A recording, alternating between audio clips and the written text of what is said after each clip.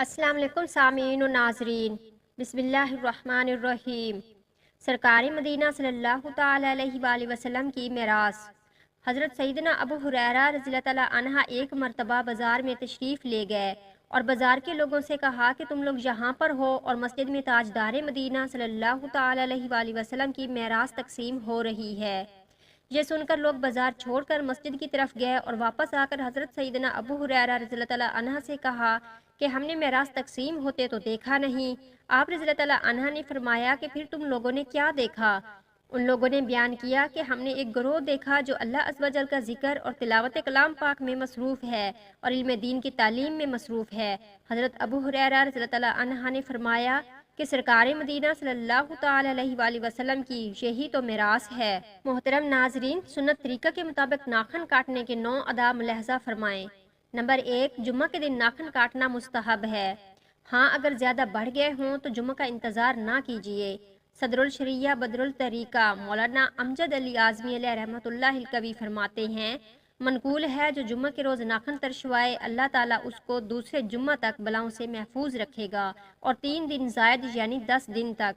एक रवायत में ये भी है कि जो जुम्मा के दिन नाखन तरशवाए तो रहमत आएगी और गुनाह जाएंगे। नंबर 2, हाथों के नाखन काटने के मनकूल तरीके का खुलासा पेशे खिदमत है। पहले सीधे हाथ की शहादत की उंगली से शुरू करके तरतीब वार छुंगलिया यानी छोटी उंगली समेत नाखन काटे जाएं, मगर अंगूठा छोड़ दीजिए।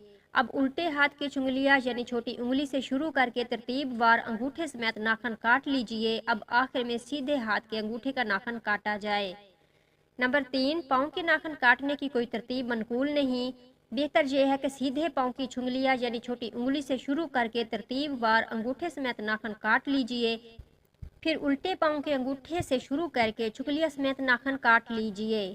नंबर 4, जनाबत की हालत यानी गुस्ल फर्ज होने की सूरत में नाखन काटना मकरूह है। नंबर 5, दांत से नाखन काटना मकरूह है और इससे बर्स यानी कोढ़ के मर्ज का अंदेशा है।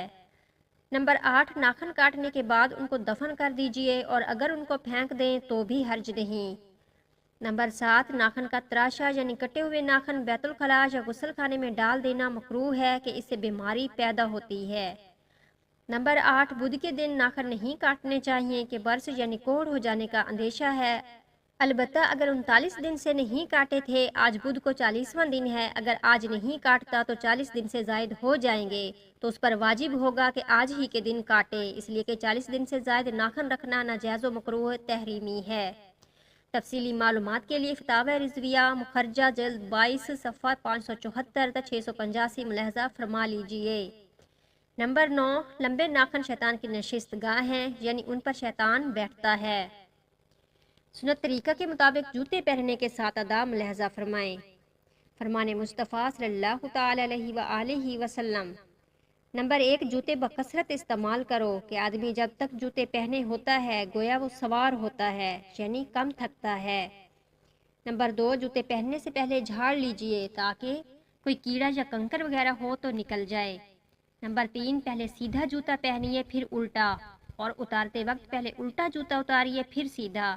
फरमाने मुस्तफ़ा सल्लल्लाहु ताला अलैहि वसल्लम, जब तुम में से कोई जूते पहने तो दाएं यानी सीधी जानब से इब्तदा करनी चाहिए और जब उतारे तो बाएं यानी उल्टी जानब से इब्तदा करनी चाहिए, ताकि दायां यानी सीधा पाँव पहनने में अव्वल और उतारने में आखिरी रहे।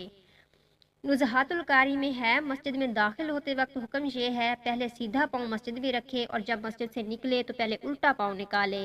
मस्जिद के दाखिले के वक्त इस हदीस पर अमल दुश्वार है। आला हजरत इमाम अहमद रज़ा खान अलैहि रहमतुल रहमान ने इसका हल ये इरशाद फरमाया है, जब मस्जिद में जाना हो तो पहले उल्टे पाँव को निकाल कर जूते पर रख लीजिए, फिर सीधे पाँव से जूता निकाल कर मस्जिद में दाखिल हों और जब मस्जिद से बाहर हों तो उल्टा पाँव निकाल कर जूते पर रख लीजिए, फिर सीधा पाँव निकाल कर सीधा जूता पहन लीजिए, फिर उल्टा पहन लीजिए। नंबर 4, मर्द मर्दाना और औरत जनाना जूता इस्तेमाल करे। नंबर 5, किसी ने हज़रत सैयदना आयशा रज़ियल्लाहु ताला अन्हा से कहा कि एक औरत मर्दों की तरह जूते पहनती है। उन्होंने फरमाया, रसूलुल्लाह सल्लल्लाहु ताला अलैहि वसल्लम ने मर्दानी औरतों पर लानत फरमाई है। सदरुल शरिया बदरुल तरीका हज़रत इलामा मौलाना मुफ्ती मोहम्मद अमजद अली आज़मी अलैहि रहमतुल्लाह कवी फरमाते हैं یعنی عورتوں کو مردانہ جوتا نہیں پہننا چاہیے، بلکہ وہ تمام باتیں جن میں مردوں اور عورتوں کا امتیاز ہوتا ہے ان میں ہر ایک کو دوسرے کی وضع اختیار کرنے یعنی نکالی کرنے سے ممانعت ہے۔ نہ مرد عورت کی وضع اختیار کرے نہ عورت مرد کی۔ نمبر 6، جب بیٹھیں تو جوتے اتار لیجئے کہ اس سے قدم آرام پاتے ہیں۔ نمبر 7، تنگ دستی کا ایک سبب یہ بھی ہے کہ اوندھے جوتے کو دیکھنا اور اس کو سیدھا نہ کرنا۔ دولت بے زوال میں لکھا ہے کہ اگر رات بھر جوتا اوندھا پڑا رہا تو شیطان اس پر آ کر بیٹھتا ہے اور وہ اس کا تخت ہے۔ استعمالی جوتا الٹا پڑا ہو تو سیدھا کر دیجئے۔ سنت طریقہ کے مطابق ہاتھ ملانے کے 14 آداب ملاحظہ فرمائیں۔ نمبر 1، دو مسلمانوں کا بوقت ملاقات سلام کر کے دونوں ہاتھوں سے مصافحہ کرنا یعنی دونوں ہاتھ ملانا سنت ہے۔ نمبر 2، رخصت ہوتے وقت بھی سلام کیجئے اور ہاتھ بھی ملا سکتے ہیں۔ نمبر 3، نبی اکرم صلی اللہ تعالی علیہ وآلہ وسلم کا ارشاد معظم ہے، جب دو مسلمان ملاقات کرتے ہوئے مصافحہ کرتے ہیں اور ایک دوسرے سے خیریت دریافت کرتے ہیں تو اللہ عز و جل ان کے درمیان 100 رحمتیں نازل فرماتا ہے، جن میں سے 99 رحمتیں زیادہ پرتپاک طریقے سے ملنے والے اور اچھے طریقے سے اپنے بھائی سے خیریت دریافت کرنے والے کے لیے ہوتی ہیں۔ نمبر 4، جب دو دوست آپس میں ملتے ہیں اور مصافحہ کرتے ہیں اور نبی کریم صلی اللہ تعالی علیہ وآلہ وسلم پر درود پاک پڑھتے ہیں تو ان دونوں کے جدا ہونے سے پہلے دونوں کے اگلے پچھلے گناہ بخش دیے جاتے ہیں۔ نمبر 5، ہاتھ ملاتے وقت درود شریف پڑھ کر ہو سکے تو یہ دعا بھی پڑھ لیجئے، یغفر اللہ لنا ولکم، یعنی اللہ عز و جل ہماری اور تمہاری مغفرت فرمائے۔ نمبر 6، دو مسلمان ہاتھ ملانے کے دوران جو دعا مانگیں گے انشاءاللہ عز و جل قبول ہوگی۔ ہاتھ جدا ہونے سے پہلے دونوں کی مغفرت ہو جائے گی۔ نمبر 7، آپس میں ہاتھ ملانے سے دشمنی دور ہوتی ہے۔ نمبر 8، فرمان مصطفیٰ صلی اللہ تعالی علیہ وآلہ وسلم ہے، جو مسلمان اپنے بھائی سے مصافحہ کرے اور کسی کے دل میں دوسرے سے عداوت نہ ہو تو ہاتھ جدا ہونے سے پہلے اللہ تعالیٰ دونوں کے گزشتہ گناہوں کو بخش دے گا، اور جو کوئی اپنے مسلمان بھائی کی طرف محبت بھری نظر سے دیکھے اور اس کے دل یا سینے میں عداوت نہ ہو تو نگاہ لوٹنے سے پہلے دونوں کے پچھلے گناہ بخش دیے جائیں گے۔ نمبر 9، جتنی بار ملاقات ہو ہر بار ہاتھ ملا سکتے ہیں۔ نمبر 10، دونوں طرف سے ایک ہاتھ ملانا سنت نہیں، مصافحہ 2 ہاتھ سے کرنا سنت ہے۔ نمبر 11، بعض لوگ صرف انگلیاں ہی آپس میں ٹکرا دیتے ہیں، یہ بھی سنت نہیں۔ نمبر 12، ہاتھ ملانے کے بعد خود اپنا ہی ہاتھ چوم لینا مکروہ ہے۔ نمبر 13، اگر امرد یعنی خوبصورت لڑکے سے ہاتھ ملانے میں شہوت آتی ہو تو اس سے ہاتھ ملانا جائز نہیں، بلکہ اگر دیکھنے سے شہوت آتی ہو تو اب دیکھنا بھی گناہ ہے۔ نمبر 14، مصافحہ کرتے یعنی ہاتھ ملاتے وقت سنت یہ ہے کہ ہاتھ میں رومال وغیرہ حائل نہ ہو، دونوں ہتھیلیاں خالی ہوں اور ہتھیلی سے ہتھیلی ملنی چاہیے۔